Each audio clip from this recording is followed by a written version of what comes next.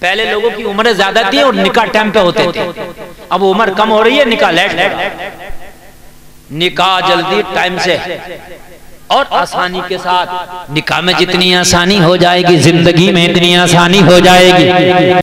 اب سنیں، شادی کرنا افضل ہے وقت جب شادی کا ہو جائے، اور جب آپ شادی کے لیے کیا بولتے ہیں آپ کے پاس حالات ہوں تو سب سے پہلا کام نکاح کرے، سب سے پہلا کام کرے۔ نبی فرماتے ہیں نکاح کرنے کے بعد آدھے ایمان کی حفاظت ہو جاتی ہے۔ میرے نبی فرماتے ہیں آدھے ایمان کے بارے میں اللہ سے ڈرو لوگوں، نکاح آدھے ایمان کی حفاظت کر لیتا ہے۔ نکاح کرنے کے بعد اگر بندہ عبادت کرے تو جلدی ولایت کے منزل پر فائز ہو جاتا ہے، اس لیے نکاح کے بعد میں انسان کے بھٹکنے کے چانسز کم ہو جاتے ہیں۔ اس لیے حکم ہے نکاح جلدی کرو، جلدی کرو، جلدی کرو، نکاح کو آسان کرو، آسان کرو، آسان کرو۔ مگر ہم نے دونوں کام ختم کر دیے، نہ جلدی ہو رہا ہے نہ آسان ہو رہا ہے، دونوں ہی کام بڑے مشکل ہیں، نہ جلدی ہو رہا ہے نہ آسان ہو رہا ہے۔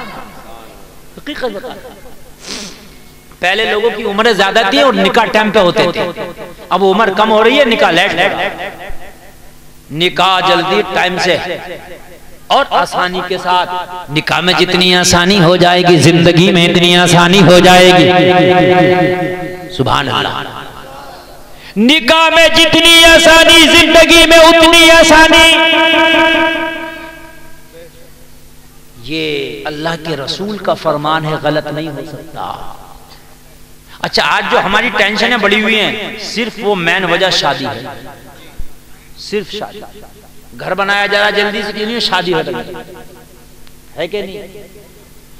بڑے بڑے 25-25 لاکھ کی 50-50 لاکھ کی شادیاں ہو رہی ہیں۔ ارے یہاں تو بڑی آسانی سے ہو جا رہی ہے، بعض علاقوں میں دیکھو شادیوں میں لڑکے کے باپ کو موٹر سائیکل دی جا رہی ہے، باپ کو لڑکے کے، بچولیا کو موٹر سائیکل، لڑکے کی اماں کو بچھوے اور جنہیں کیا پازیبے اور جو ہے بالیاں اور جو ہے جھمکیاں اور جنہیں کیا کیا یہ لڑکے کی اماں کو دیا جا رہا ہے۔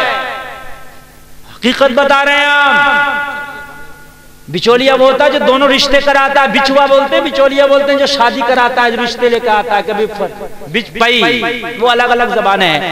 بچ پئی آپ کے یہاں بولتے ہیں، اس کو بچولیا ہمارے یہاں بولتے ہیں۔ وہ بیچ کا ہوتا ہے نا، اس کو بھی ملتے ہیں۔ اور یہ بھی اتنی بدماشی کر رہا ہے، یہ امیروں کے رشتے ڈھونڈتا ہے، اس کو پتا ہے کہ امیر کے رشتوں میں مجھے زیادہ فائدہ ہوگا۔ اور تجھے فائدہ تو ہو جائے گا مگر کسی غریب کی بیٹی کا نکاح کرا دیا تو خدا کی قسم جنت کا حقدار ہو جائے گا۔ غریبوں کی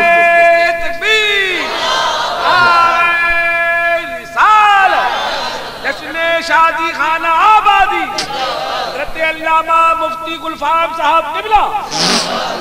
غریبوں کی بیٹیوں کے رشتے ہی کوئی لانے تیار ہے، غریبوں کی بیٹیوں کے رشتے آنے تیار نہیں، کیوں کہ ان کا غریب ہونا خطا ہے۔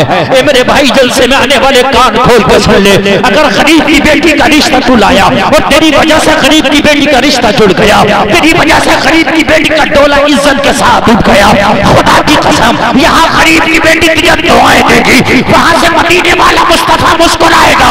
میری سنت کا یہ معاون بنا ہے، میری سنت کا یہ مددگار بنا ہے، میری سنت کا یہ مددگار بن کے اس نے غریب کی بیٹی کا ڈولا عزت سے ڈبایا ہے۔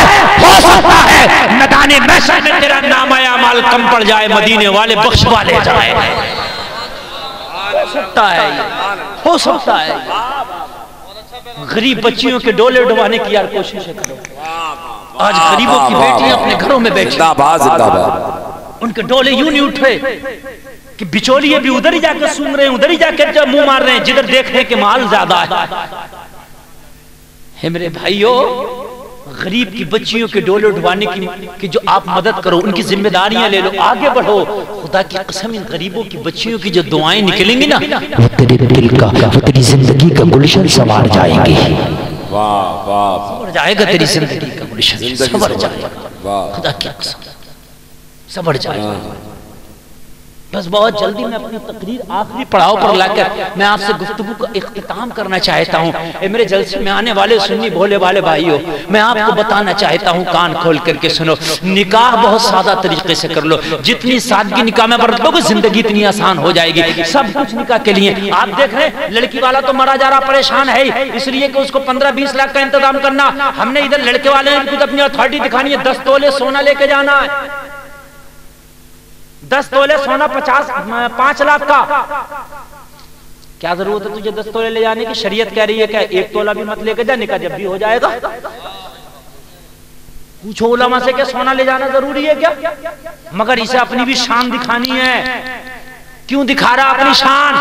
یہ جو سونا 10 تولہ ہے، اگر اس کی زکات نہیں نکالی تو ویسے مارا جائے گا۔ اگر زکات نہ نکالی تو ویسے مارا جائے گا۔ یوم یحما علیہا فی نار جہنم فتقوا بہا جباہہم وجنوبہم وظہورہم ھذا ما کنزتم لانفسکم فذوقوا ما کنتم تکنزون۔ وہ مال جو تم نے اللہ کی راہ میں خرچ نہ کیا، آپ نے سینت کر رکھا، سمیٹ کر رکھا، زکات نہ دیے، لوگوں قیامت کے دن کان کھول کے سنو، جہنم کی آگوں سے پگھلایا جائے گا۔ وہ پگھلانے کے بعد میں پیشانیوں کو، پیٹوں کو، چہروں کو ڈھانک دیا جائے گا اور کہا جائے گا یہ وہ مال ہے جس کو تم نے سنبھال کے رکھا تھا، جمع کر کے رکھا تھا، آج اس کا ذائقہ چکھو۔ قبر میں سانپ بچھو ڈالے جائیں گے ان عورتوں کے جو زیور پہنتی ہیں کانوں میں، ناکوں میں، اور اس کی زکات نہیں نکالتی ہیں، زیور کی جگہ سانپ اور بچھو ڈالے جائیں گے ان کے کانوں ناکوں میں۔ ذرا غور کرو کتنا خطرناک معاملہ، یہ زیور کیا تھا، اب بوالے جان بن گیا۔ اگر زکات نہ نکالی تو مارا گیا، اور جتنا تم زیور بنا رہے ہو نقصان ہے۔ اگر اس کو بیچنے کے لیے چلو گے تو 20% کٹوتی ہو جائے گی۔ میری بات غلط تو نہیں ہے؟ اس میں سے کٹتا ہے 20% کاٹ لیتا ہے وہ۔ کہتے ہیں سونا سونار کا، لوہا لوہار کا۔ اگر 4-5 مرتبہ چینج کر لو نا سونے کو تو وہ چینج کرنے میں ختم ہو جائے گا۔ میری بات غلط تو نہیں ہے؟ تو اس لیے ضروری نہیں کہ 10 تولے سونا لے جانا لڑکے کے لیے ضروری ہے۔ نہ میرے بھائی، اگر حساب ہے تو لے جا، نہیں ہے تو کوئی بات نہیں، سادہ کرو اس کو۔ مصطفیٰ کی شریعت کے مطابق اگر زندگی گزاری تو زندگی کیا گزرے گی؟ خدا کی قسم دنیا میں مالا مال ہو جائے گا۔ قربان جاؤ مصطفیٰ کی شریعت پر، قربان جاؤ۔ بس آخری بات بتا کے تقریر ختم۔ ضابطۂ حیات ہے مکمل زندگی۔